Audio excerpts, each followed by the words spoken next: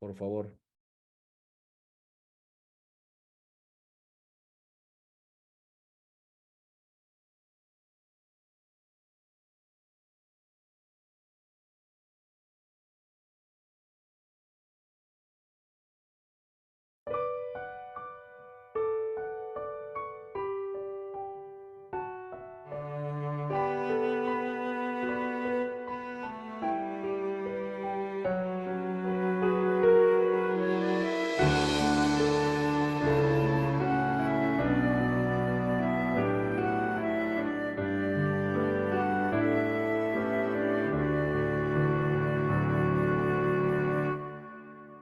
Como el ciervo clama por las aguas, mi alma anhela a Dios.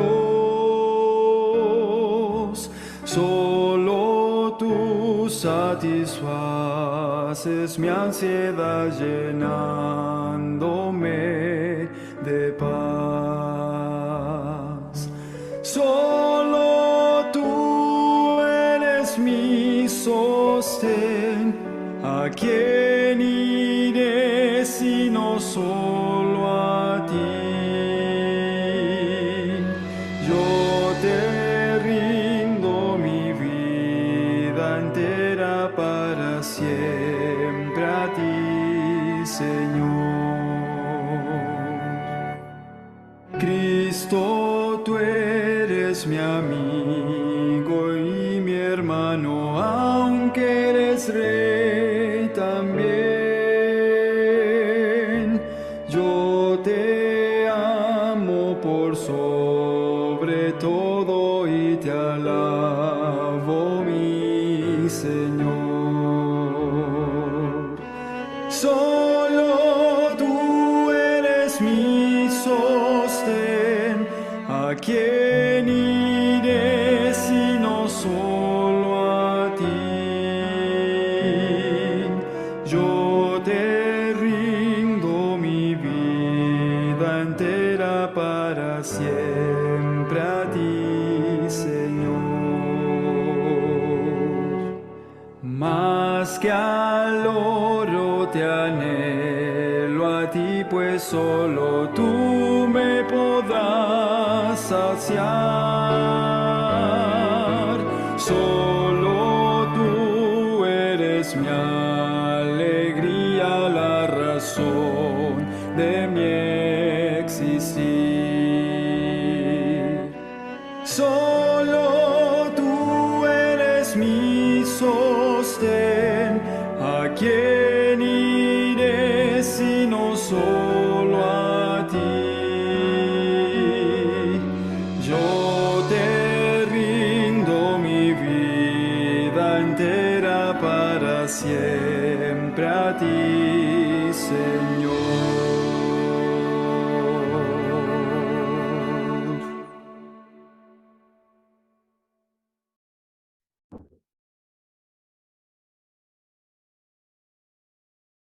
Bien, voy a compartir la presentación que vamos a estudiar en esta mañana.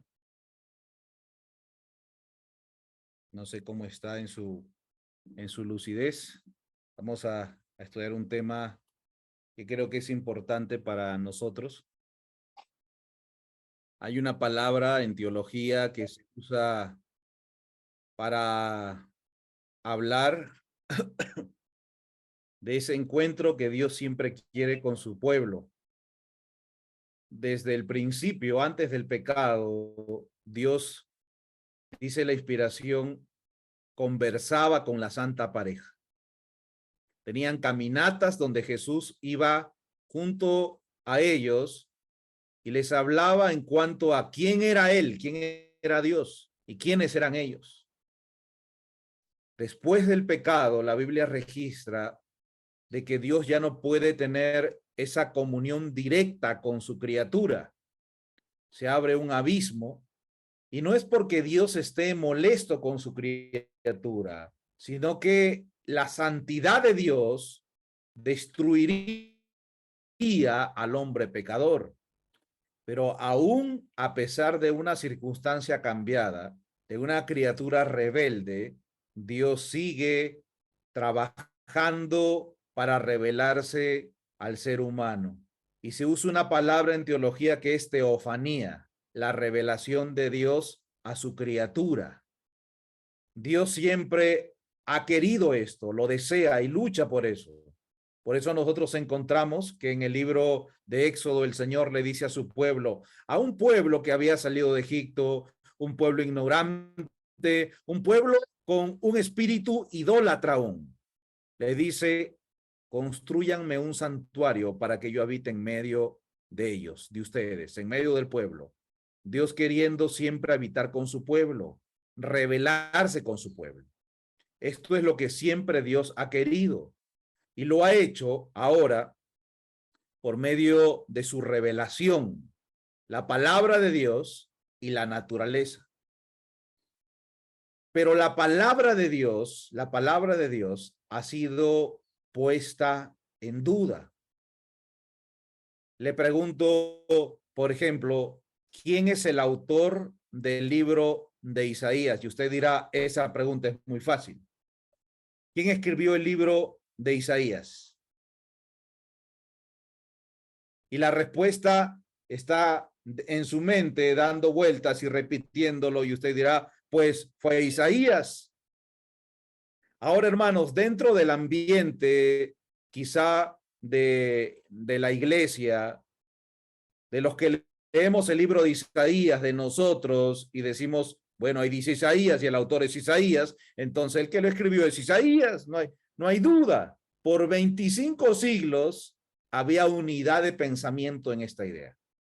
Fue el profeta Isaías quien escribió el libro de Isaías. Pero algunos críticos alemanes empezaron a mostrar evidencias, supuestas evidencias en cuanto a que la autoría del libro de Isaías no es solo un Isaías, sino que habían dos escritores con el mismo nombre, Isaías, y que el principio del libro de Isaías, del capítulo 1 al 39, lo escribió un hombre con el nombre de Isaías, pero que lo había escrito en el siglo 8 antes de Cristo, en el 700 antes de Cristo. Y a partir del capítulo 40 hasta el capítulo 66, lo escribió otro hombre con el mismo nombre, Isaías, pero lo escribió después del exilio babilónico.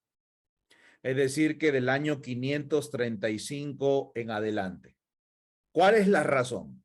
La razón es que el profeta Isaías, en la segunda parte del libro, cita a Ciro con nombre y lo cita en la obra que iba a hacer. Dice, Ciro mi pastor. Los últimos versos del capítulo 44 y los primeros del versículo 40, del capítulo 45. Y entonces ellos decían, se presenta aquí a Ciro. ¿Cómo puede este hombre saber de Ciro? Ya que se presenta que el libro de Isaías fue escrito 150 años antes de la existencia de Ciro. Y entonces presentan este argumento y dicen, no, lo escribió otro Isaías. No es solamente este el argumento, sino que además se dice de que los que han estudiado el libro de Isaías pueden darse cuenta de esto, y aunque es un argumento que para mí no es válido,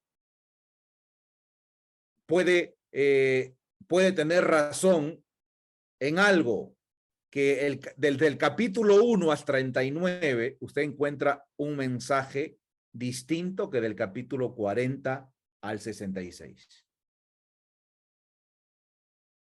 Usted encuentra un mensaje distinto. Entonces ellos dicen cómo Isaías está hablando el capítulo 1, 2, 3, 20, 25 al 39 de un mensaje y a partir del 40 es otro mensaje distinto. Conclusión, lo escribieron dos Isaías distintos en fechas distintas. Y entonces, dentro de los eruditos y entre comillas de los que más saben, de los que más estudian, ponen en duda la autoría del libro de Isaías. Entonces dicen, no, no se puede creer mucho esto. Les podría hacer otra pregunta. ¿Quién escribió el libro de Hebreos? ¿Quién escribió el libro de Hebreos? ¿Quién me ayuda a ver con esto? ¿Quién escribió el libro de Hebreos? ¿Alguien puede abrir su micro sin temor a equivocarse? ¿Quién escribió el libro de Hebreos? Pablo. Dice Pablo, ¿verdad? Ahora, yo creo que fue Pablo y en verdad deberíamos creerlo así, pero dentro de los eruditos, y de nuevo voy a decir dentro de los que más saben, hay una discusión hasta hoy en cuanto a la paternidad de la epístola de Hebreos. Y se han negado a creer de que ha sido el apóstol Pablo quien escribió esta epístola. Desde el mismo inicio, esto estuvo en discusión. Uno de los padres de la iglesia, uno de los reconocidos padres de la iglesia, Orígenes, miren lo que él dice. Los padres de la iglesia, hermanos, son aquellos hombres que son reconocidos como líderes y maestros de la iglesia cristiana desde el siglo I hasta el siglo III, creo, quizás me estoy equivocando, después de Cristo. Entre ellos está Orígenes, y él decía, quien haya escrito, quien la haya escrito es solo conocido por Dios, hablando de la epístola a los Hebreos, porque él decía, no se sabe quién lo escribió, no sabemos quién escribió este libro, así que no se reconoce mucho que haya sido el apóstol Pablo el autor de esta epístola, y se ha creado incertidumbre en cuanto a la escritura. Dicen, ¿cuál es el argumento? El argumento es sencillo.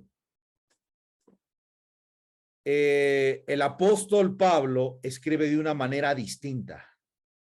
Es decir, el estilo literario del contenido del libro de la epístola a los Hebreos no se le reconoce al apóstol Pablo porque es distinto. Cuando usted estudia la epístola a los Corintios, que lo escribió el apóstol Pablo, la epístola a los Gálatas, a los Romanos y otras cuantas epístolas del apóstol Pablo, ellos lo examinan y dicen, es distinto el estilo literario de la epístola a los Hebreos. Así que no se puede reconocer a Pablo como el autor de la epístola a los Hebreos. Ahora, existen argumentos para aceptar de que Pablo es el autor de la epístola a los Hebreos. Hemos estudiado una lección de escuela sabática que se titulaba Los Hebreos. Y yo digo, por eso es importante estudiar la lección de escuela sabática. La lección de escuela sabática, hermanos, es hecho o programado dentro de la iglesia para que la iglesia adventista, nosotros los miembros, obtengamos conocimiento. Otro día, en otro trimestre, se estudió solo el libro de Isaías, la estructura del libro, quién lo escribió, cuál es el mensaje. Repito, por eso es importante estudiarlo. Pero la gran mayoría no lo estudiamos. Lo dejamos olvidado. Y así Satanás empieza a crear dudas. Es la obra de Satanás poner en duda los escritos inspirados. La incredulidad, hermanos, es la obra del diablo. La sierva del Señor en el libro Camino a Cristo dice lo siguiente, página 105. Muchos, especialmente los que son jóvenes en la vida cristiana, no está hablando de jóvenes en edad, jóvenes en la vida cristiana, es decir, los que recién se convierten, se sienten a veces turbados por las insinuaciones del escepticismo, de la incredulidad. Escepticismo, usted puede entenderlo como incredulidad, falta de confianza en la verdad. en alguna cosa. Un escéptico es alguien que no cree, ¿ok? Y puede haber cristianos escépticos que no entienden la escritura. Yo recuerdo a un joven que estando en una escuela, no aquí en el Perú, en otro lado, él decidió no asistir más a las clases que se daban en la escuela. No voy más, dijo él, porque acabo de leer de que todo conocimiento es inútil si antes no conozco a Dios. Y yo no conozco a Dios, así que ya no voy a recibir clases. Y se quedaba en su cuarto. Y él dijo, hasta que no conozca a Dios, yo no voy a recibir más clases de nadie. Pasó un tiempo que él dijo, he decidido estudiar la Biblia por mí mismo. Ya no voy a utilizar ningún comentario ni nada de lo que me digan. Voy a estudiarla por mí mismo. Y voy a estudiar palabra por palabra. Le pregunté, ¿y dónde vas? En el Génesis. ¿En qué capítulo? En el capítulo 1. ¿En qué versículo? En el versículo 1. ¿Y en qué palabra? Estoy en el principio. No entiendo a qué principio se refiere. ¿Principio de qué? Y estoy tratando de entender eso, en el principio. Yo le dije, quizás tienes que estudiar un poquito más, porque el texto dice, en el principio creó Dios los cielos y la tierra.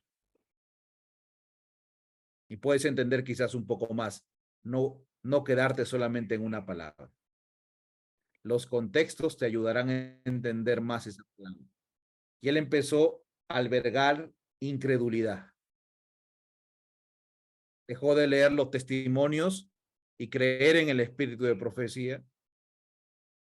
Y trata de entender a Dios sin estudiar la palabra inspirada. Muchos, especialmente los que son jóvenes en la vida cristiana, se sienten a veces turbados por las insinuaciones del escepticismo. Hay en la escritura muchas cosas que no pueden explicar ni siquiera percibir. Y Satanás las emplea para hacer vacilar su fe en las santas escrituras como revelación de Dios. Preguntan, ¿cómo sabré cuál es el buen camino? Si la Biblia es en verdad la palabra de Dios, ¿cómo puedo librarme de estas dudas y perplejidades?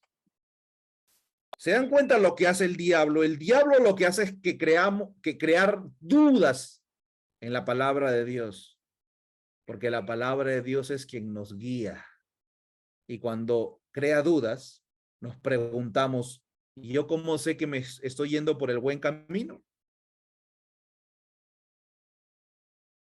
Hermanos, dentro de la teología sistemática se estudia lo que se conoce como inspiración y revelación.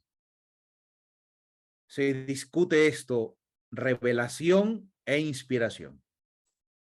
Revelación e inspiración. Y ahorita, si usted nunca escuchó este término o nunca lo estudió, ahora le voy a dar unas pinceladas para que lo entienda. Revelación e inspiración. Yo pondría mejor, para mí me acomoda más inspiración y revelación, al revés. Inspiración y revelación. Y si habla de esto, primero le doy algunos conceptos. Mire, hermanos, inspiración, si usted tiene un papelito, cópielo y después razónelo, porque no me sentiría mal si alguien dice no lo entendí, porque es muy común que no entendamos algo que no lo hemos estudiado antes. Es muy común. Y a veces, o casi siempre, el desarrollo de una idea viene como resultado de un proceso de a veces repetir la misma cita y mirarla y leerla y entenderla palabra por palabra bajo el contexto, pedir conocimiento a Dios y decir, ayúdame a entender, ayúdame a entender. Y ese es el proceso que Dios quiere que tengamos, porque de esa manera la mente se desarrolla. Cuando le ponemos problemas a la mente, cuando le ponemos citas que no podemos entender, estudios, donde no nos sentimos cómodos, entonces la mente se desarrolla. Cuando yo leo un chiste que no necesita mucha capacidad mental, mi mente no se desarrolla, se atrofia.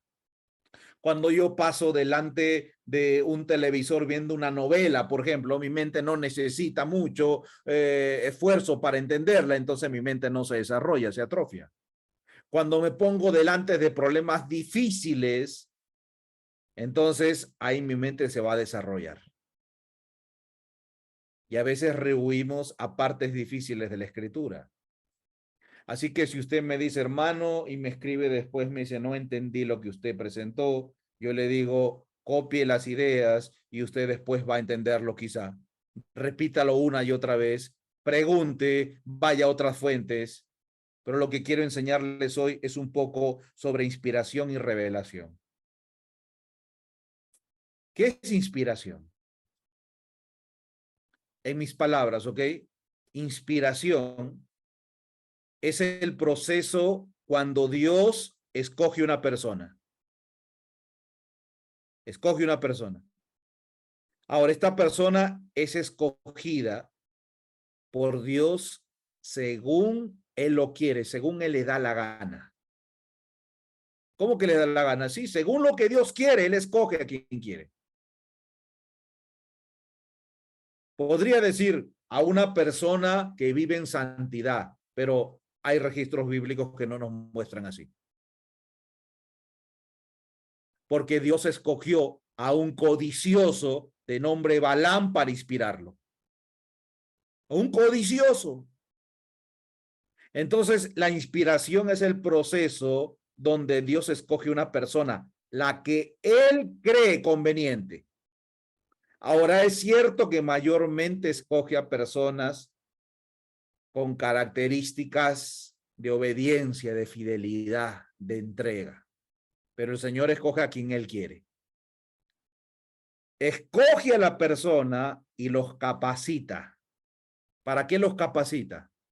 Los capacita para poder recibir una revelación. Porque, hermanos, el ser humano no tiene la capacidad de recibir la revelación de Dios. Y está en la palabra de Dios. Cuando los santos profetas de Dios tuvieron esa, que en teología se dice, teofanía, esa revelación de Dios, ¿qué le pasó al profeta Isaías? Dijo, ay de mí que soy muerto. ¿Qué le pasó al profeta Daniel? Cayó como muerto en tierra. El ser humano no tiene la capacidad de entender la revelación de Dios. Su cuerpo físico no lo resiste, su mente no está capacitada, es algo demasiado fuerte, es, hermanos y hermanas, como si usted estuviera en una oscuridad negra profunda y de pronto vienen y le ponen focos muy fuertes en sus ojos. Usted no puede, sus ojos no están capacitados para pasar de la oscuridad a la luz en un segundo. Eso no se puede lograr. Si no me estoy equivocando, de repente estoy hablando herejías de la salud. Creo que una parte del ojo, no sé si es pupila, iris de los ojos, se empequeñece y se agranda de acuerdo a la luz. Y entonces uno no está capacitado para que en un instante uno pueda pasar de oscuridad a luz y poder ver.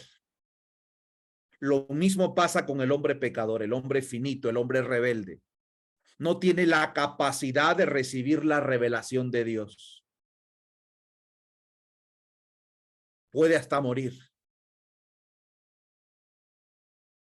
Y por eso la inspiración es ese proceso, cuando Dios capacita al hombre para que pueda recibir la revelación.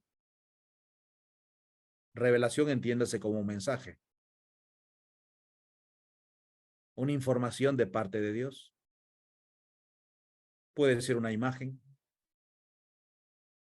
Y entonces la inspiración, Dios capacita al hombre para que reciba esa revelación. Pero no solamente eso es inspiración. No solamente te capacita para que lo recibas, porque tú puedes recibir la información, ¿verdad? pero Dios te capacita también para que comuniques esa revelación. Siempre digo, y lo he repetido muchas veces, por ejemplo, en el ámbito donde me he movido, que son escuelas, y donde hay mucha carencia de maestros, siempre se está buscando una persona que sepa tenga alguna profesión de alguna ciencia para que venga a enseñar. Y entonces se busca una persona y dice, tú sabes esto, entonces venga a enseñar. Y se pone a enseñar. Y yo le decía, algunos que me preguntaban, yo le decía, el hecho de tener una profesión y haber terminado una carrera universitaria no los ha hecho pedagogos. Sobre todo pedagogos en verdadera educación. Pueden dar información intelectual, pero no son los maestros que Dios necesita. No son pedagogos. Una persona puede tener conocimiento, pero no necesariamente puede ser un buen maestro. Un buen maestro es aquel que puede comunicar ese conocimiento a un nivel que sus oyentes puedan entenderlo. Recuerdo haber ido a un lugar, estábamos yendo a la tierra de mi madre, que es muy lejos. Nosotros decimos que eso es en la altura ahí donde a los cóndores le da Soroche, muy lejos, habíamos viajado muy lejos. Y recuerdo que estábamos con un hermano que le invitaron a compartir a un grupo de personas allá en provincia. Y él cuando empezó a predicar, empezó a utilizar palabras técnicas. Empezó a decir, esto será apoteósico, esto será una tarea titánica, empezar a utilizar palabras técnicas, y yo miraba a los hermanos y no lo entendían. Ahora, yo no sé por qué utilizaba palabras tan técnicas, no lo había visto escuchar esas palabras, no lo había oído escuchar esas palabras en otro lado, pero yo podría decir que en ese momento él no era un buen maestro, porque puede hablar cosas muy bonitas y muy técnicas, pero su público no le estaba escuchando. Es decir, que un maestro es aquel que tiene la capacidad de poder comunicar la información que tiene en su mente, de tal manera que los que lo escuchan puedan entenderlos a su nivel. Por eso es que existe, y esto está muy bien, hermanos, maestros que enseñan a niños y maestros que enseñan a adultos. Porque a los niños se les llega desde una enseñanza distinta. Usted ha visto que los maestros de niños hasta cambian la voz, alargan las palabras, gestualizan más, utilizan imágenes. En la iglesia adventista se utiliza imágenes, franelógrafos y todo esto. Sus mismas lecciones tienen más figuras, porque es una manera distinta como se enseña a niños que a adultos. El maestro tiene que entender que lo que tiene en la mente tiene que comunicarlo a niños. Es una información distinta. Entonces, hermanos, le tomo este ejemplo para que usted entienda que inspiración es el proceso donde Dios escoge a una persona y lo capacita para recibir, como también para comunicar, ¿qué cosa? La revelación. ¿Y qué es la revelación? Un mensaje. Revelación se dice cuando algo está oculto y se revela, ¿verdad? Entonces Dios quiere revelar algo. Y esta revelación, les repito, puede ser un mensaje hablado de Dios a la persona, en este caso al profeta, le decía, escribe, escucha lo que te estoy diciendo. Se mostraba una imagen o una visión. Y entonces ahora el hombre que era inspirado estaba capacitado para recibir, comunicar la revelación, o sea, el mensaje de Dios. ¿Ok? Eso es inspiración y eso es revelación.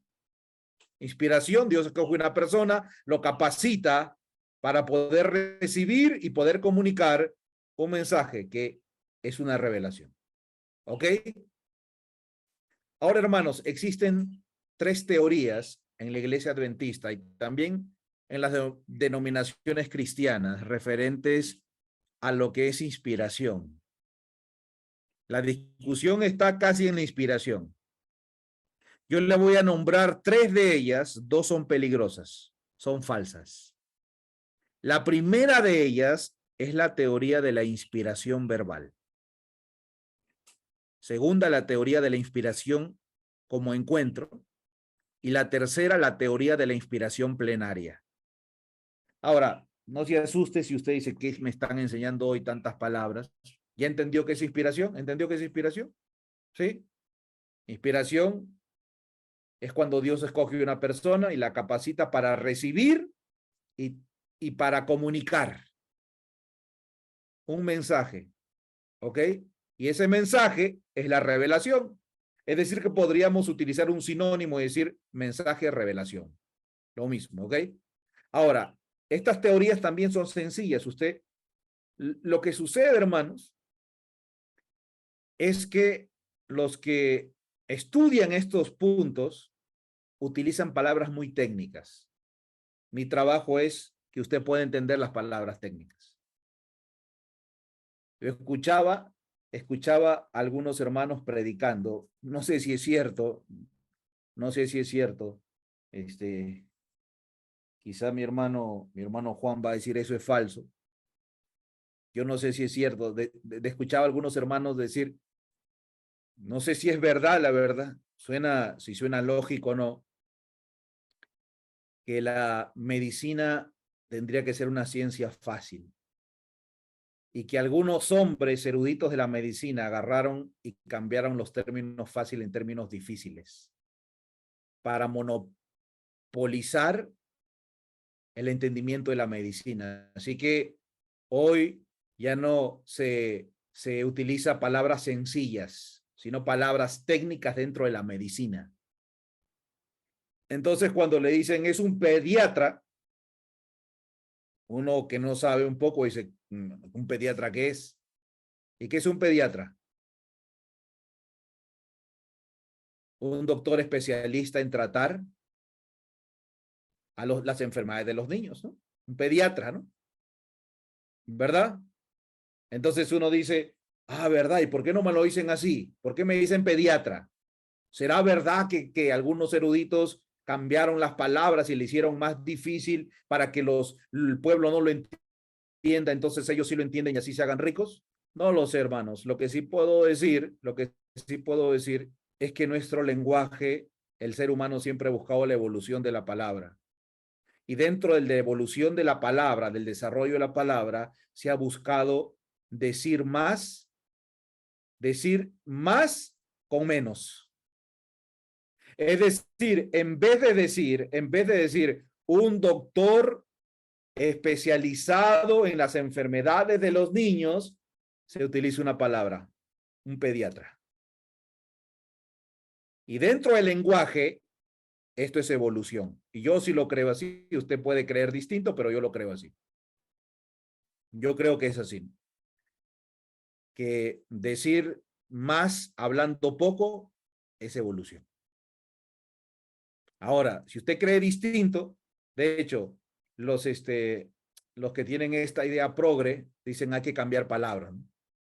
Dicen todos, todas y todes para referirnos a un grupo. Todas, todas y todes. Cuando en la evolución de la palabra, cuando te refieres a todos, te estás refiriendo a todos los presentes o a todas las presentes. Y si quieren, para ser inclusivo y progre, a todos les presentes. Y se utiliza la palabra todos. Entonces, en la evolución que ha tenido el ser humano en la palabra, ha tratado de utilizar menos para decir más. Menos para decir más. De hecho, estamos haciéndolo ahora. Yo le diría, ¿qué es inspiración? Inspiración, y usted me explicaría, bueno, inspiración es la obra en que Dios toma a un hombre y lo capacita para recibir y comunicar una revelación.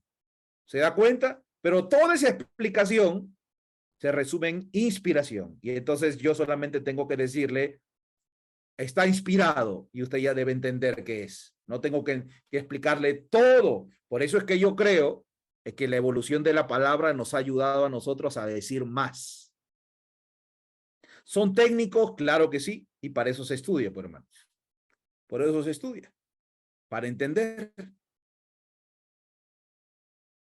Puede estar en desacuerdo conmigo, pero yo lo creo así.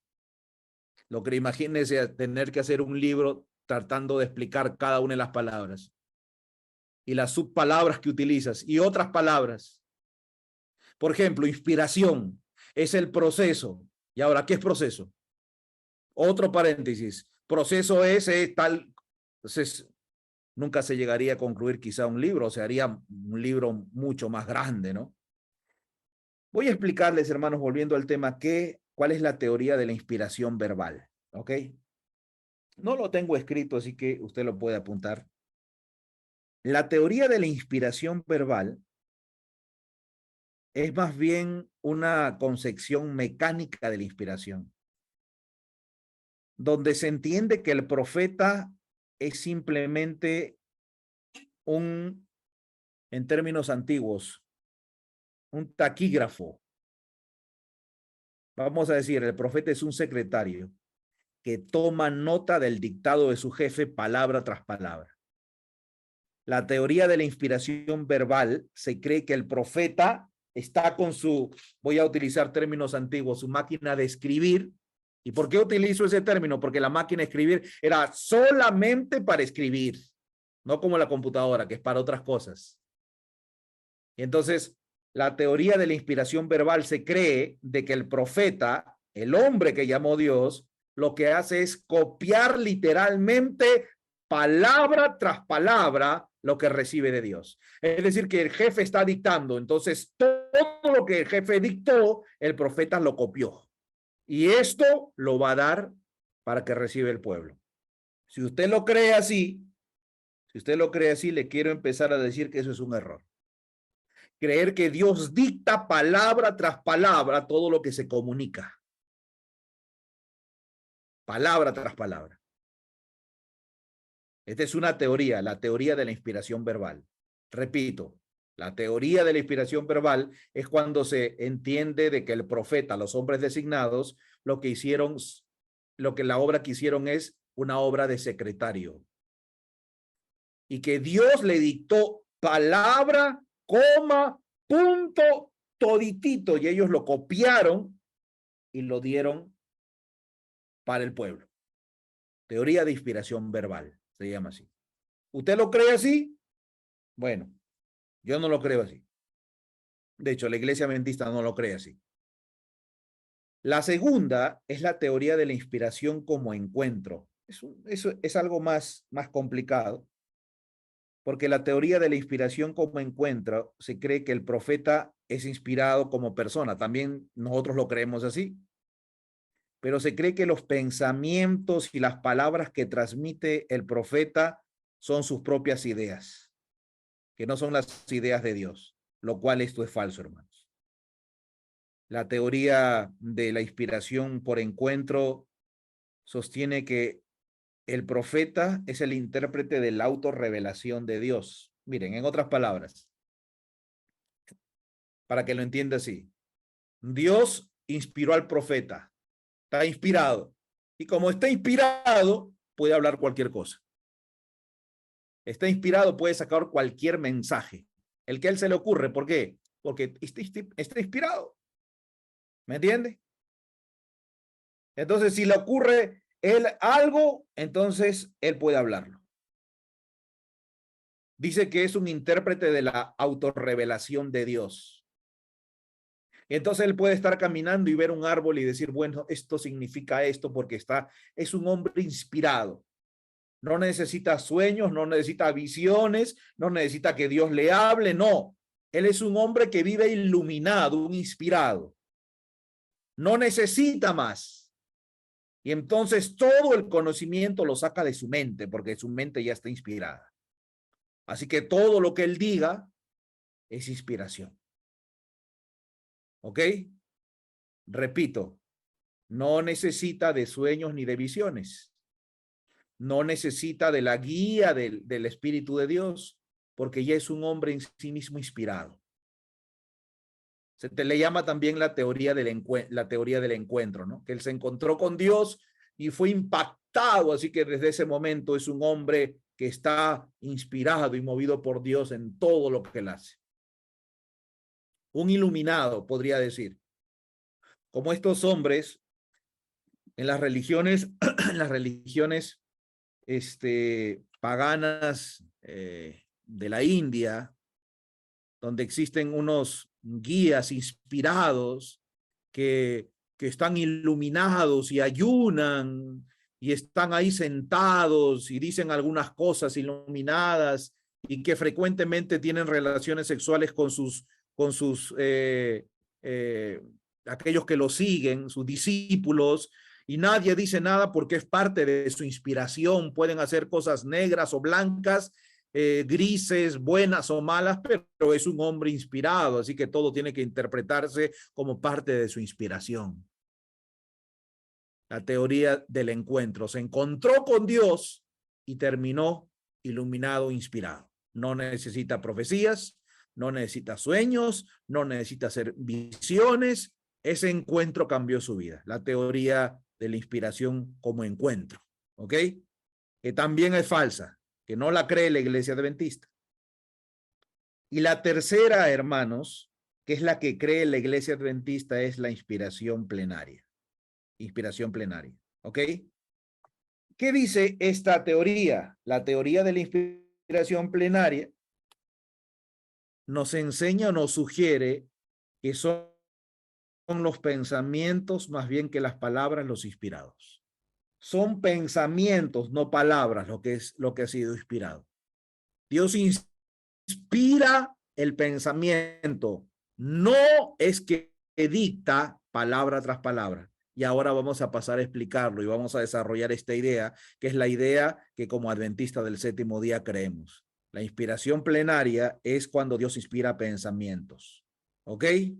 El apóstol Pablo dice en 2 de Timoteo 3:16, toda escritura es inspirada por Dios y útil para enseñar, para redarguir, para corregir, para instruir en justicia. De hecho, la palabra inspiración quiere decir soplar. Cuando Dios inspira a un profeta, ¿qué es lo que está haciendo? ¿Qué es lo que está haciendo? Le está soplando. Le está soplando su espíritu. Lo está inspirando. Y como Dios le está soplando su espíritu, es común ver a profetas que en ese momento dejan de respirar por sí mismos. Y pueden vivir sin respirar. Y usted dice, ¿por qué no muere? Porque Dios le está soplando su espíritu. Inspiración se llama eso. Ahora, hermanos, cuando un profeta es inspirado, no es inspirado en un dictado de palabras. Dios inspira el pensamiento, pero es el profeta o el siervo de Dios quien usa sus palabras al nivel que fue educado.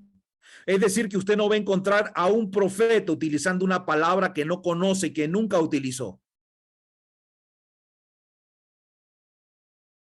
El que fue inspirado, por ejemplo, cuando usted lee el Evangelio de San Lucas, ¿qué es lo que hizo Lucas para escribir el Evangelio de San Lucas? ¿Qué es lo que hizo? Y alguien no podrá decir, Dios le dictó palabra tras palabra. No, lea el principio del Evangelio de San Lucas. Y usted se va a dar cuenta que lo que hizo el doctor Lucas fue una investigación. Él empezó a investigar la vida de Jesús, sus obras, le dio el sentido que él quería. Él investigó el libro de los Hechos. También nos muestra que Lucas investigó el libro de los Hechos, que fue escrito por el doctor Lucas. Él investigó con una mente inspirada. Él utilizó sus palabras. Usted encuentra que el apóstol Pablo, inspirado por Dios, utiliza palabras más técnicas que el apóstol Pedro dice que los indoctos tuercen. porque el apóstol Pedro utiliza palabras más sencillas, cada uno según su educación. Dios inspiraba la mente, ellos comunicaban las verdades de acuerdo a su preparación, de acuerdo a sus palabras, de acuerdo a cómo lo entendían, cómo lo veían. La inspiración era divina. Las palabras que cada uno utilizaba eran de acuerdo a su desarrollo intelectual, profesional, de acuerdo a su experiencia. Por eso que usted encuentra que en los evangelios no hay concordancia en una similitud y una unidad exacta en eventos y en palabras. Porque cada uno comunicó como lo entendía, pero Dios inspiraba la mente. Por eso que la inspiración, la teoría de la inspiración verbal no puede ser aceptada por un verdadero estudioso de la palabra de Dios, porque no se registra en la Biblia así. Ahora, miren qué es lo que dice la sierva del Señor. Usted dirá, no, yo creo que cada palabra de los profetas Dios le dictó. Miren qué dice Mensajes Selectos, página 28. La Biblia nos muestra a Dios como autor de ella. Sin embargo, fue escrito por manos humanas. Y la diversidad del estilo de sus diferentes libros muestran la individualidad de cada uno de sus escritores. ¿Dios qué le dio a los escritores? Individualidad. Inspiró su mente y en otras palabras le dijo, escribe como tú bien creas. Las verdades reveladas son todas inspiradas por Dios. Toda verdad es inspirada por Dios. Pero Dios le dejó individualidad al que recibe la revelación para escribir y comunicar. Mensajes Selectos, tomo 1, página 24. La inspiración no obra en las palabras del hombre ni en sus expresiones, sino en el hombre mismo que está imbuido con el pensamiento bajo la influencia del Espíritu Santo. ¿Se da cuenta?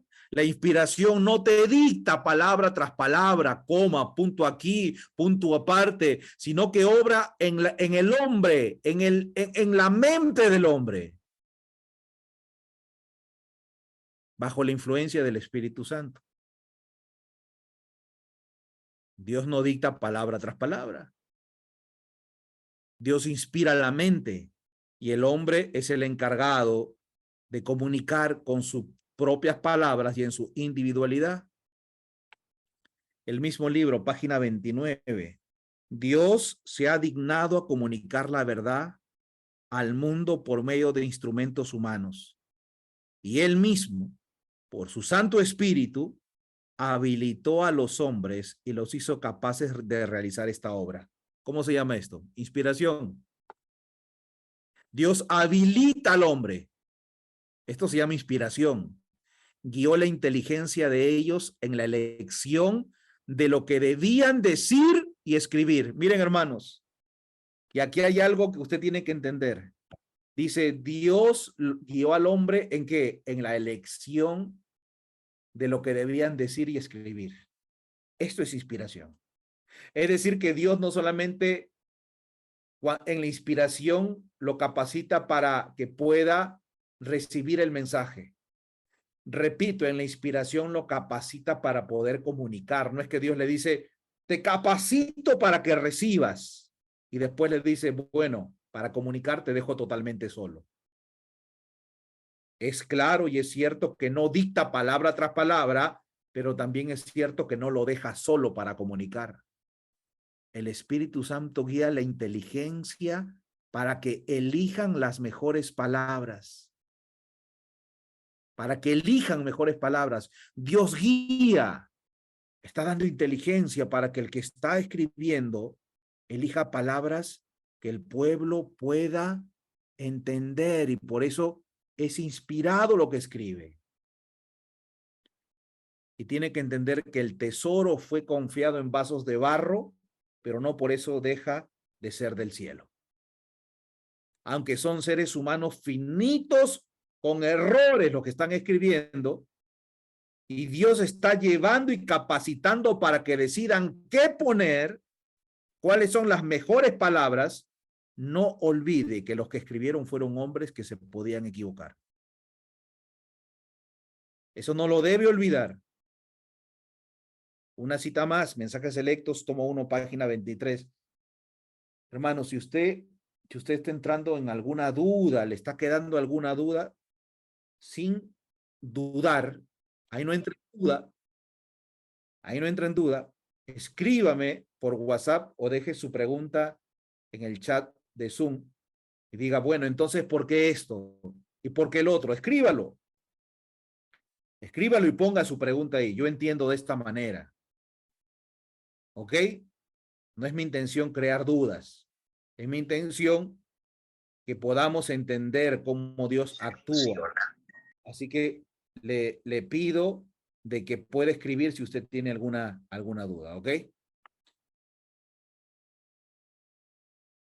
Todo lo que es la Biblia no nos es dada en un grandioso lenguaje sobrehumano.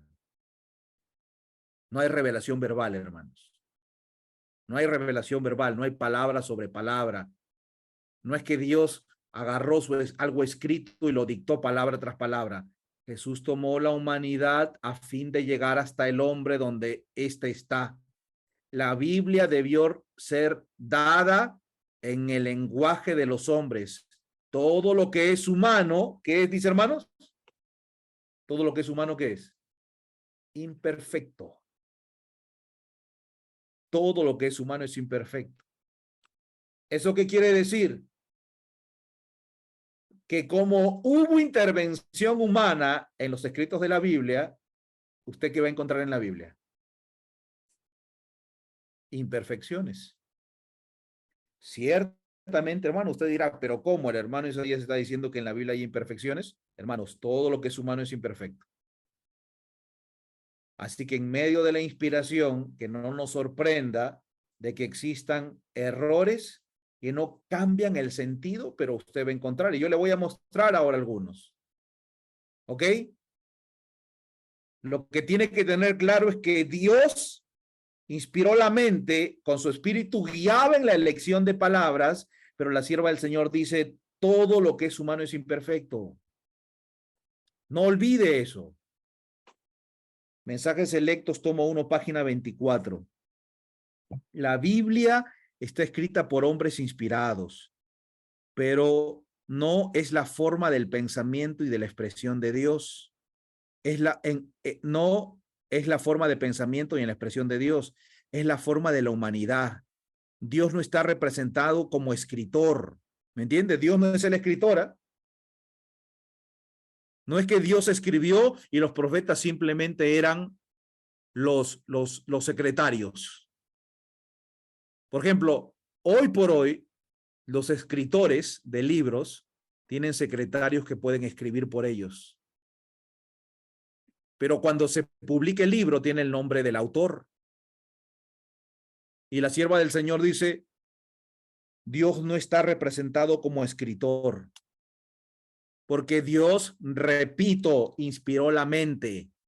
Y es el autor bíblico o inspirado quien escribió. El Espíritu Santo no los abandonó, les ayudó y los guió en la elección de las mejores palabras, pero ellos son los que eligieron, dice la inspiración. Es el hombre quien elige, no es Dios. Así que cualquier error que usted pueda encontrar en la escritura no es un error de Dios, porque Dios no puede errar. Es el error humano, porque el humano sí puede errar. Dios no, dice, Dios no está representado como escritor. Con frecuencia los hombres dicen que cierta expresión no parece de Dios. Dicen, eso no parece de Dios. ¿Cómo se está quejando ese autor bíblico? ¿Cómo está diciendo cosas que no debe decir? ¿Cómo puede decir eso? Eso no es de Dios. Cierta expresión no parece de Dios. No es de Dios porque es de humano. Pero Dios no se ha puesto a sí mismo a prueba en la Biblia por medio de palabras de lógica, de retórica. Los escritores de la Biblia eran los escribientes de Dios, no su pluma. ¿Me entienden, hermanos? No es que los hombres, los siervos de Dios no eran su pluma. No copiaban al pie de la letra lo que Dios estaba dando. Y ahora dice la sierva del Señor, miren, no son las palabras de la Biblia las inspiradas. No son las palabras de la Biblia las inspiradas, sino los hombres son los que fueron inspirados. ¿Entienden la expresión? No son las palabras de la Biblia las inspiradas, sino los hombres son los que fueron inspirados y a los que le está a punto de dar un calambre en el cerebro. Escríbalo y después léalo bien. Porque alguien estará diciendo, ¿cómo que la Biblia no es inspirada? No, eso no está diciendo. Y ya di todo el contexto para citar lo que estoy leyendo ahorita. Para mí es palabra de Dios, ¿eh? Es la inspiración, ¿no? Dice Elena G. de Guay, es palabra de Dios. Así que ella está diciendo, no son las palabras de la Biblia las inspiradas. Y hermanos, no se rompa mucho la cabeza. Lo que está diciendo la sierva del Señor es, Dios no dictó palabra tras palabra. Dios inspiró la mente de los profetas para que los profetas escribieran de acuerdo a su educación, de acuerdo a su influencia, de acuerdo a lo que ellos sabían, tenían y podían. Dios inspiró la mente, no palabra tras palabra.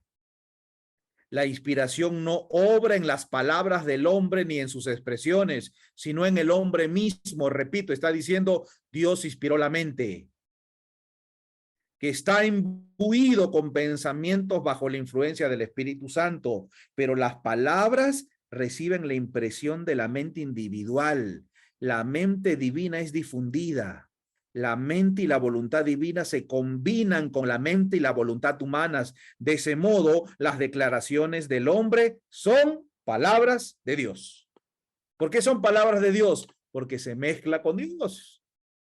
Porque Dios está inspirando, está guiando, pero no olvide de que Dios utiliza instrumentos humanos y donde el humano pone su mano, ¿se puede equivocar o no? Se puede equivocar. Se puede equivocar, hermano. Puede haber errores, porque el humano está ahí. Pero déjeme decirle que son errores intrascendentes, que no cambian el sentido de la escritura en ninguna manera. Yo le voy a mostrar, por ejemplo, 2 errores.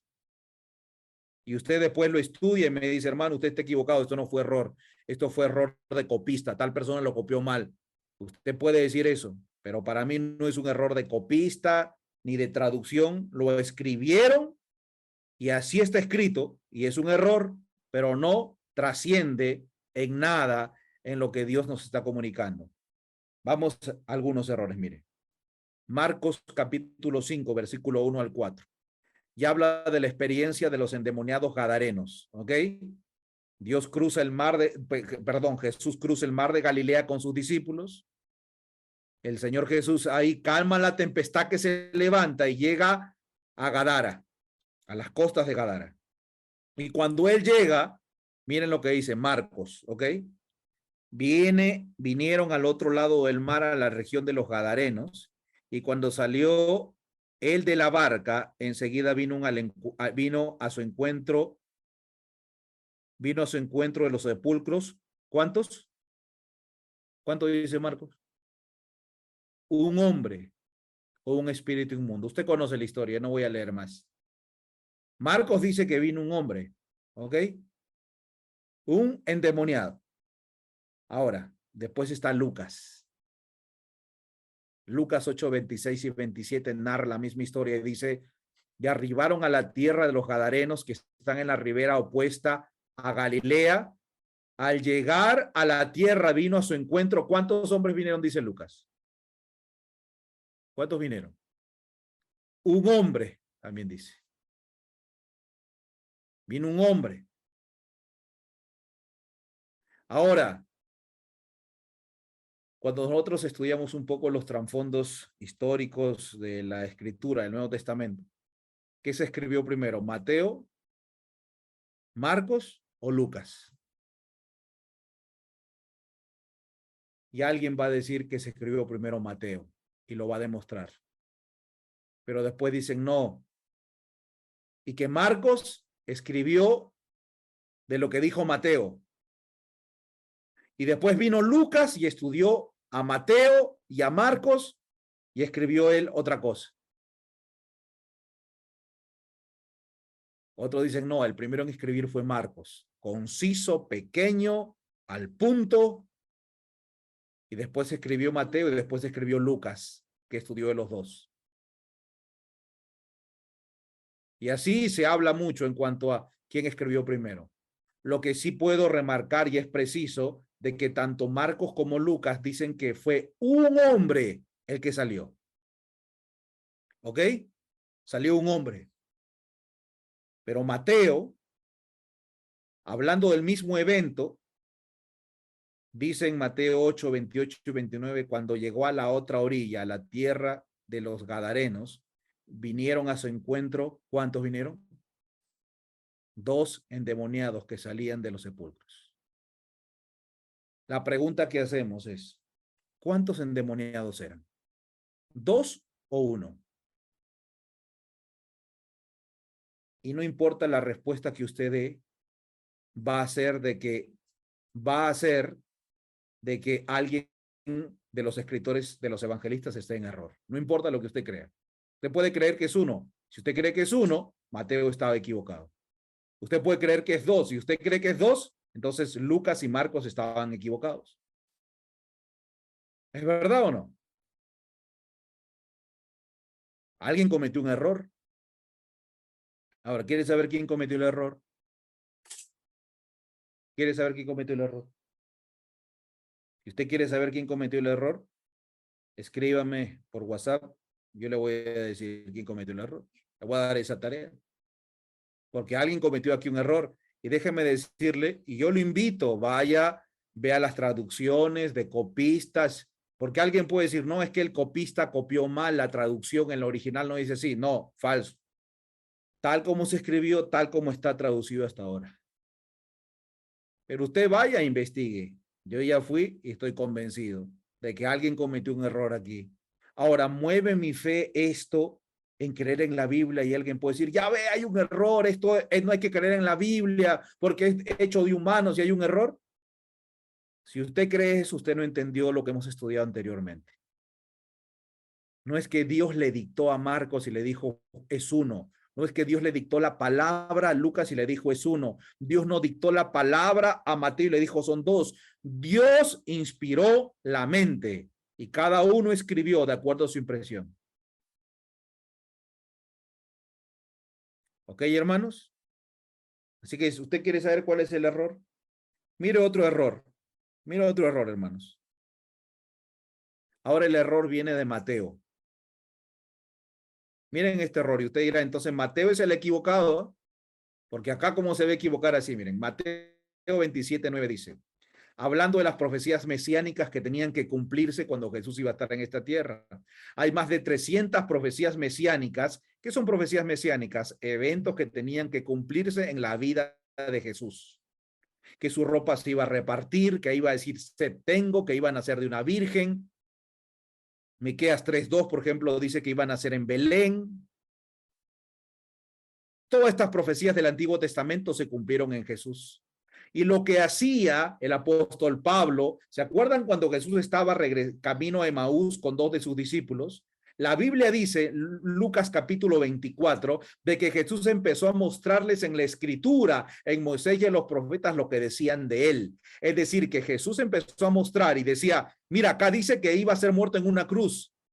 Y se cumplió. Mira, aquí dice que iba a decir tengo. Mira, aquí dice que los iban a dejar. Mira, aquí dice que iban a hacer en tal fecha. Mira, aquí dice, y entonces ellos vieron y dijeron, todo lo que decía el Antiguo Testamento se cumplió en Jesús. Ahora, miren lo que dice Mateo, Mateo 27:9 y 10.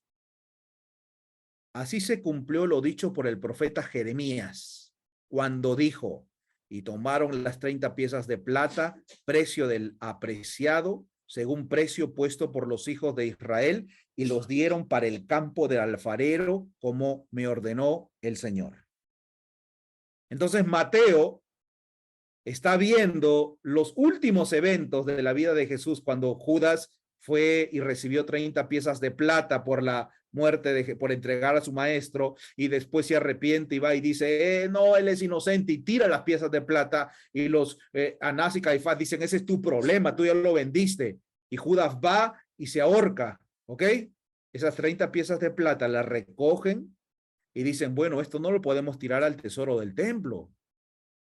Así que van y compran un terreno. Todo esto lo narra Mateo, ¿ok? Y dice Mateo, así se cumplió lo dicho por el profeta Jeremías. Ahora, hermanos, Mateo le atribuye esta profecía al profeta Jeremías. Le voy a decir, Mateo se equivocó. No lo dijo Jeremías. Usted vaya al comentario bíblico adventista y va a decir, bueno, posiblemente Jeremías pudo haberlo entendido de esta manera, Mateo, porque indirectamente Jeremías pudo haber dicho, así que no, le da una explicación.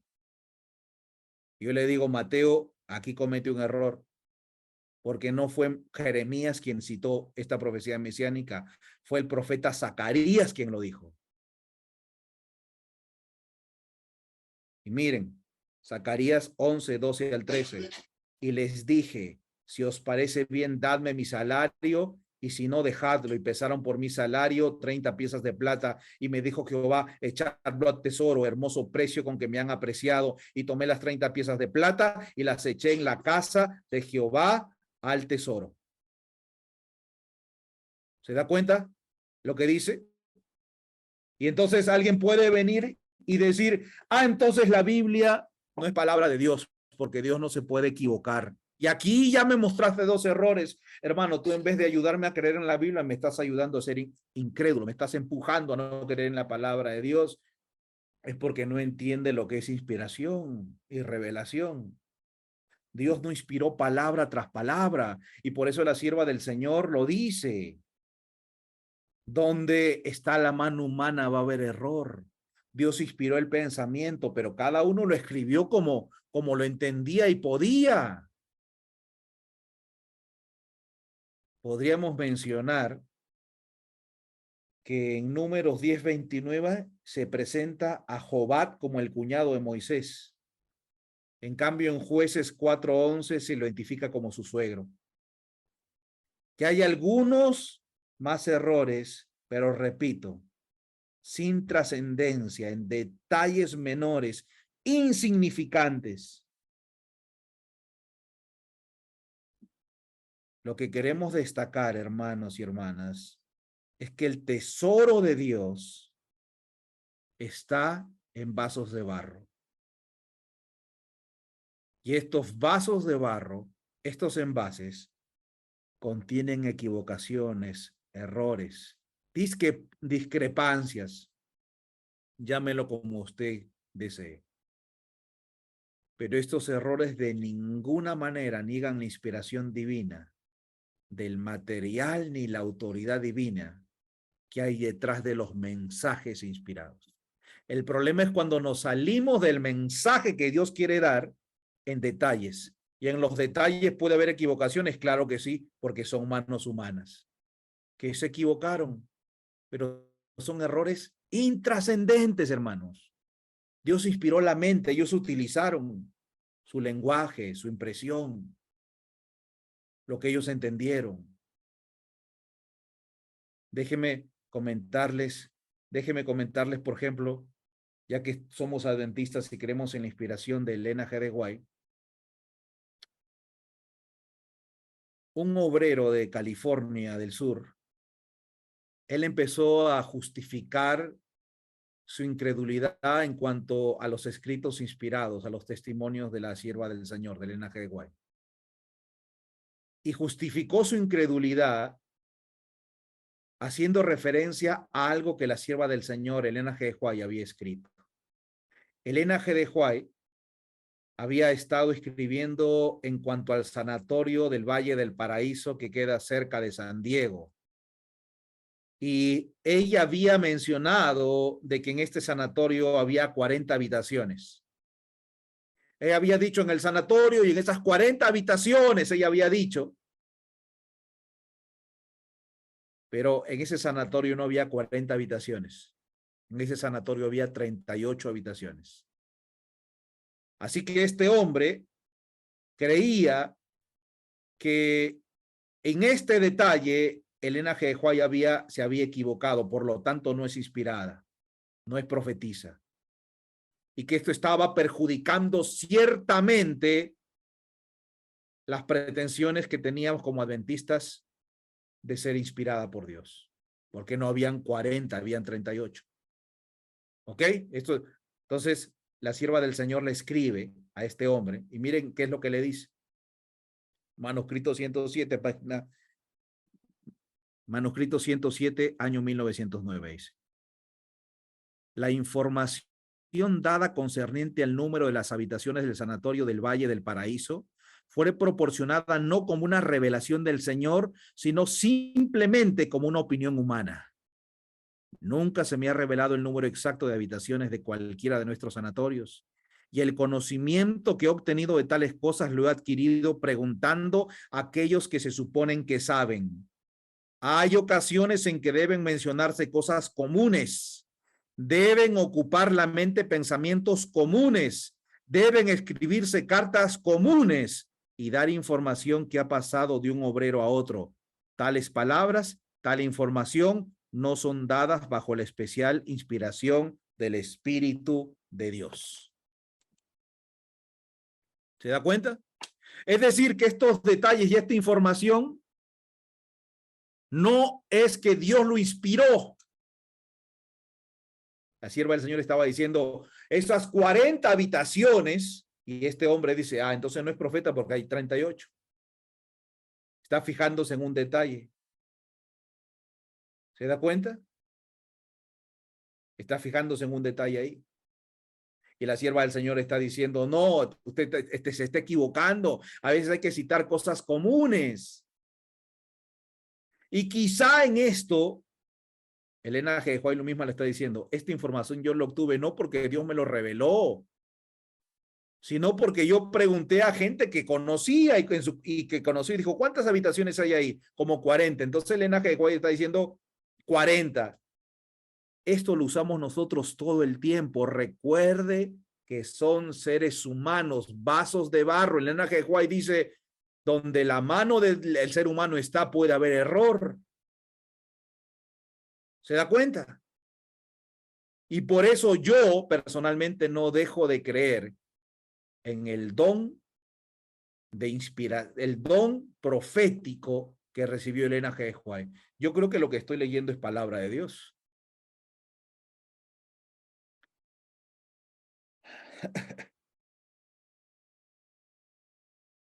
Miren, hermanos. El 14 de junio del año 1906, Elena G. White le escribió una carta a un hermano de iglesia que le había escrito anteriormente en cuanto a la inspiración de sus testimonios. Mire qué es lo que le dice la sierva del Señor a un hermano que le escribió y miren lo que le dice la sierva del Señor, ¿ok? Revió en Gera el 30 de agosto de 1906. Sorpréndase un poco quizá. Mire qué es lo que dice ella. En su carta usted habla de que fue instruido desde niño en tener fe implícita en los testimonios y dice, fue inducido a concluir y a creer con toda firmeza que cada palabra que usted habló en público o en privado, que cada carta que usted escribió en cualquier circunstancia y en todas ellas fueron tan inspiradas como los 10 mandamientos. ¿Me entiende? De repente usted cree lo mismo. Y cuando le muestren un error, usted dirá, me creí en una mentira. No, hermano, usted tiene que entender bien. Y voy a citar a la sierva del Señor. Hay momentos en que hay que citar cosas comunes, eventos comunes, fechas comunes, Y ella dice, eso no me lo reveló Dios, eso yo lo investigué por las personas que quizás conocían. Y al igual que Mateo, y al igual que quizás Marco, Lucas, y los errores bíblicos, Elena G. White pudo haberse equivocado en citar hay 40 habitaciones cuando había 38. Y este hermano creía que todo lo que la sierva del Señor había escrito era tan inspirado como los 10 mandamientos. Miren qué es lo que dice ella misma. Mi hermano, usted ha estudiado mis escritos diligentemente y nunca ha encontrado que yo haya pretendido algo semejante. Ni tampoco encontrará que los pioneros de nuestra causa jamás pretendieron eso. ¿Se da cuenta? Y yo no estoy buscando que usted sea un incrédulo de los escritos inspirados de la sierva del Señor. Lo que yo estoy buscando es que usted entienda cómo trabaja o cómo es el proceso de la inspiración. Dios inspira la mente. Las palabras las guía con su Espíritu Santo para escogerlas, pero en ese proceso uno puede errar.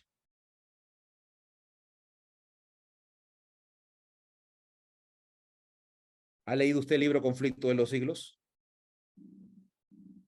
La visión que la sierva del Señor recibió en un velorio en el año 1858.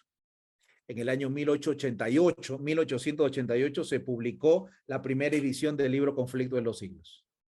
Y la sierva del Señor habla en el libro Conflicto de los Siglos de la matanza de San Bartolomé. ¿Se acuerdan cuándo empezó la matanza de San Bartolomé? Los que leyeron el Conflicto de los Siglos, ¿se acuerdan cuál fue la señal para que empiecen a matar a los cristianos? ¿Alguien se acuerda? ¿Alguien puede abrir su micro y decir, sí, la sierva del Señor dice que este fue la señal para que empiecen a matar a los cristianos? ¿Alguien se acuerda de esto? ¿No han leído, no se acuerdan del libro, uno de los libros más importantes para nuestro tiempo? ¿Se acuerda? ¿Nadie? Bueno, si no se acuerda, va a que leerlo. Miren lo que ella dice. Esto fue en la edición del año 1888. ¿Y hermanos? El rey de Francia, instado por los sacerdotes y prelados de Roma, sancionó tan espantoso crimen. El tañido, la campana del palacio, el tañido de la campana del palacio del rey resonaba a medianoche. Dio la señal del degüello. Es decir, que cuando iba a sonar la campana del palacio del rey, era el momento cuando millares de protestantes que dormían tranquilamente en sus casas, confiando en la palabra que les había dado el rey, asegurándoles protección, fueron arrastrados a la calle sin previo aviso y asesinados a sangre fría. ¿Ok? Eso es lo que dice, ¿se da cuenta? Que cuando sonaba la campana del palacio del rey, los asesinos iban a salir a matar ¿a quiénes? ¿A quiénes iban a salir a matar? A los cristianos. ¿Ok? Así que Elena G. White menciona que cuando repica la campana del palacio del rey Carlos IX de París, eso fue lo que constituyó una señal para comenzar la destrucción. Eso se cumplió el 24 de agosto del año 1572. Entonces, ¿saben qué pasa, hermanos? Un hermano que lee esto se levanta y le dice a Elena G. White después de haberlo leído: oh, no es la campana del palacio del rey lo que sonó, sino era de otro lado, era cruzando la calle, estaba enfrente del palacio del rey, había un campanario y es esa campana la que sonó. Y otro hermano dice: no, estás equivocado. Es otra campana la que sonó. A media cuadra en la esquina estaba el Palacio de Justicia. Y en el Palacio de Justicia había un campanario. Ese campanario es el que sonó. Y de esa manera empezaron a decir: no, hay un error, esto está mal. No es inspirado, no es inspirado. ¿Saben qué hizo la sierva del Señor? En la siguiente versión, Miren cómo escribió la sierva del Señor en el año 1911, después, en la siguiente versión, Conflicto de los Siglos, página 316. El rey de Francia, instado por los sacerdotes y prelados de Roma, sancionó tan espantoso crimen. El tañido de una campana resonando a medianoche dio la señal del degüello. ¿Qué es lo que hizo la sierva del Señor?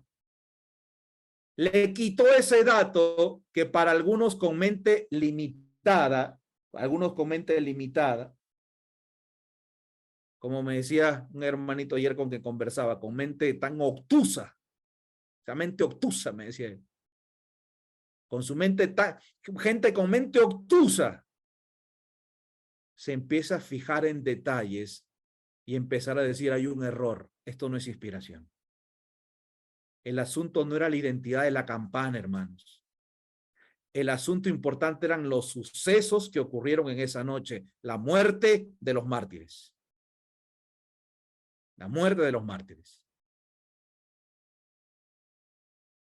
Usted tiene que entenderlo así, o empezar a creer que hay error en los escritos de Elena G. White.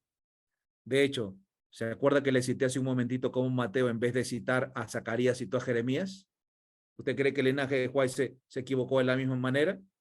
Le cito, miren lo que dice la sierva del Señor en la Review and Herald, 30 de octubre de 1913. Miren lo que dice Elena G. White, el amor de Cristo nos constriñe, declaró el apóstol Pedro. ¿Quién dijo el amor de Cristo nos constriñe? El amor de Cristo nos constriñe, no lo declaró Pedro, lo declaró el apóstol Pablo en su epístola a los Corintios, según de Corintios 5:14, porque el amor de Cristo nos constriñe, pensando esto que se unió, que si uno murió por todos, estaba sin lentes. Luego todos murieron. La atribución del texto debiera haber sido para Pablo, no para Pedro. ¿Se dan cuenta? Así que, hermanos, estos errores hacen de que muchos empiecen a levantar acusaciones en contra de la palabra de Dios, de los escritos inspirados de la sierva del Señor. Y ya no se cree más, muchos empiezan a decir, no hay equivocaciones, hay errores, esto no es correcto, esto es aquí, esto es allá. Yo lamento que sean las 12 y que no voy a continuar con la segunda parte, que es tan importante como la primera, porque ahora les muestro lo que dice aún más la sierva del Señor y cuál es el punto de vista de los errores. Es claro que ya hice notar de que así actúa la inspiración.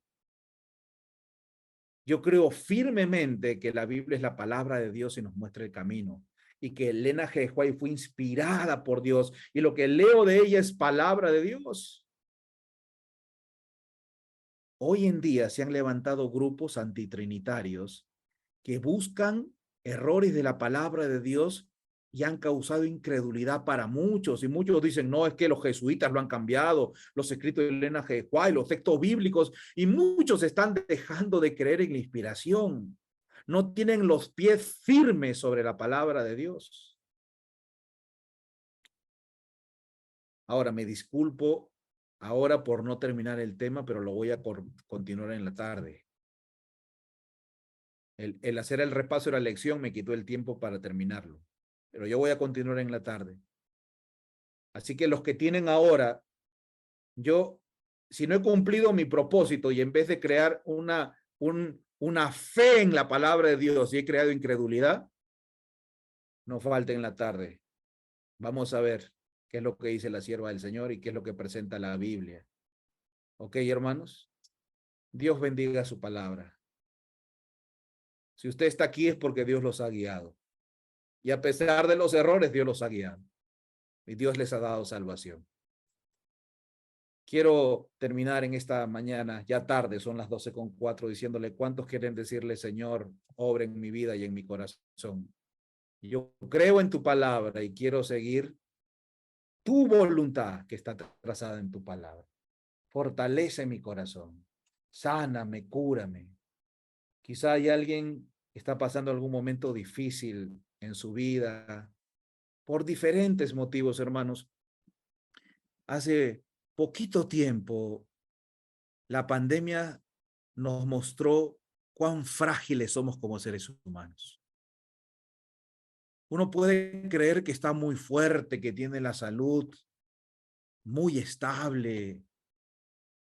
Usted lo puede creer, pero ¿se acuerda cuando empezamos a tener miedo de morir, de contagiarnos, de aislarnos? ¿Se acuerda que usted podía tener dinero, pero ya no podía salir a comprar? Cuando perdimos nuestras libertades, hermanos, Dios nos estaba diciendo, eres frágil. El dinero lo puedes perder en un instante. La salud la puedes perder en un instante. Tu casa puede ser tumbada por algún sismo. Crees que tienes un matrimonio firme, pero en algún momento te enteras de que la persona con quien más confiabas no era digna de confianza. Porque cuando ponemos nuestra confianza en lo material, ciertamente nos vamos a equivocar. Siempre. Pero cuando ponemos nuestros pies sobre algo espiritual, sobre algo firme, nunca seremos traicionados. ¿Se acuerdan de la mujer samaritana? La mujer samaritana tenía un vacío muy grande y buscaba llenarlo con una pareja. 5 maridos has tenido, le dice, y aún el que tienes no es tuyo. Era una mujer que había buscado llenar la necesidad de su alma con hombres. Y hay muchos hombres que tratan de llenar la necesidad de su alma, de llenarla con mujeres. Y hay otros que tratan de llenarlo con amistades, con cosas materiales, con compras. Se sienten seguros cuando tienen la billetera llena. Pero hermanos, todo lo que nosotros hemos buscado son cisternas rotas que nos sacian por un momento, pero luego terminamos más vacíos que antes. La única seguridad está en la palabra de Dios, porque en la palabra de Dios nos muestra que hay un Dios que nos ama, que mandó a su Hijo por nosotros, que está dispuesto a dar todo y hacer todo, y ya lo hizo por nosotros. Y ahí no me voy a equivocar. Ahí no voy a ser chasqueado. Ahí siempre seré saciado. Por eso la mujer samaritana, cuando entiende esto, dice, dame de esa agua que brota, esa agua viva que brota a borbotones. Y esa agua viva se encuentra en la palabra de Dios, donde conozco un Dios que me ama, que me salva, que me redime y que me perdona, que quiere lo mejor para mí. Por eso es que lo mejor cuando estoy enfermo es ir a la palabra de Dios, porque la palabra de Dios no es un libro muerto, es un libro vivo que nos habla de un Dios vivo. Cuando estoy pasando momentos difíciles, voy a la palabra de Dios. Me gustaba mucho leer el capítulo del libro Patriarcas del Profetas y Reyes. Cuando yo estaba deprimido, leí ese capítulo. Quizás le sirve a usted. ¿Qué haces aquí, Elías? Cuando Elías se deprimió. Me gustaba mucho leer el capítulo La tentación del deseo de todas las gentes, cuando me sentía muy tentado. Cuando anhelaba victoria, me gustaba leer el capítulo La victoria del libro de deseo de todas las gentes. Cuando anhelaba un cambio de corazón desesperadamente, el capítulo Nicodemo, el deseo de todas las gentes, transformado por la gracia del libro Hechos los Apóstoles.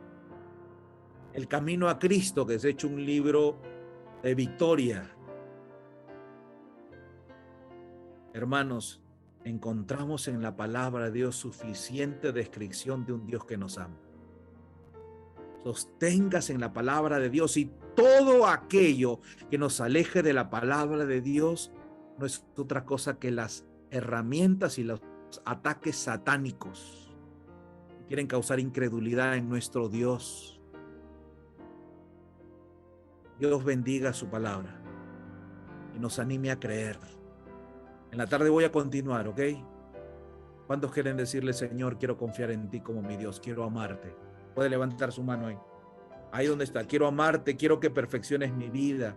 Porque, hermanos, nuestro cambio de corazón es una respuesta de amor. Cuando usted entiende que tiene un Dios que lo ama, a pesar de lo sucio que puede ser, a pesar de lo que ha hecho, a pesar de las mentiras que hizo, a pesar del robo sistemático que hemos podido haber hecho, Dios nos ama y me dice, ven. Él fue a buscar a la única oveja que no estaba en el redil. Él me fue a buscar a mí, te fue a buscar a ti, porque te ama. Y cuando te halla, no le dijo, ¿por qué te fuiste? Me cansé en buscarte. No, la levantó, la puso sobre su pecho y la cargó y la llevó feliz al aprisco y la cuidó. Dios bendiga su palabra. Vamos a orar, hermanos. Póngase de rodilla en casa y vamos a orar. Vamos a decirle, Señor, cambia mi corazón. Vamos a ponernos de rodillas y vamos a orar para finalizar el culto de este sábado. Padre, yo te doy gracias porque aquí, Señor, dos hijas tuyas, Señor, no creo que sea casualidad, dos hijas tuyas están presentes aquí, levantaron sus manos para decir, Señor, cambia mi corazón.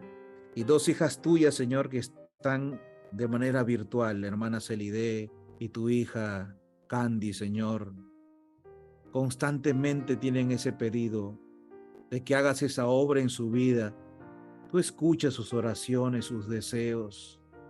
Señor, escribe tu ley en su mente, dale un corazón nuevo, distinto, nuevos pensamientos, nuevas intenciones, nuevas ideas, que en su vida puedan darte gloria, que su carácter sea distinto, que sus palabras te glorifiquen, Señor. Obra en ellas. Bendícelas, Señor, para que puedan ser luz donde quiera que estén.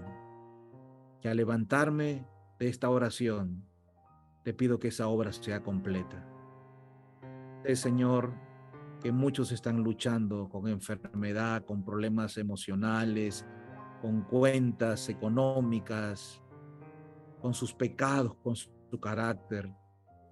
Señor, tú mandaste a tu Hijo para hacer esta obra de sanidad. Muéstrales tu amor, tu protección, tu misericordia y redención. Gracias porque eres bueno. Gracias porque sabemos que oyes nuestra oración. Ayúdanos a tener una firme convicción en tu palabra inspirada. Y a pesar de los errores humanos, entender que eres tú quien está guiando. Bendícenos y guárdanos.